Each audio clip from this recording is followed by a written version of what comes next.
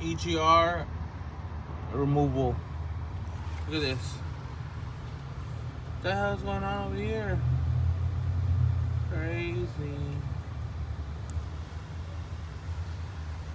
I'm pretty sure if you have this much oil, most likely it's because your PCV valve is stuck open, maybe, and it's way over here on this diesel Mercedes-Benz 350 or something, like TrueMac, some shit like that.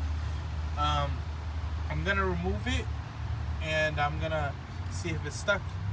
In order to get to the PCV valve, I believe you have to take off this nut, and I think it's hex 10 or whatever you call it.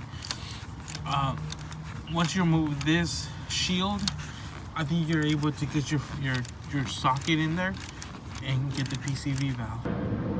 Okay, so you take this eTorx 10, and then you take this other eTorx 10 that's right here, and you take both of them off. Once I take both of them off, I will let you know what else needs to be done. So the one of the PCV nuts, it's right here, and you have to break it, and it's way back here. So that's how, like that one, and then there's another one on the other side, and those are both of them, and that's how you take off the PCV valve on this Mercedes-Benz. So what I did was to remove the PCV valve. I just put this big ass pry bar and hit it with a hammer right here on right somewhere. You know, it was sitting in like this, so I probably hit it right here.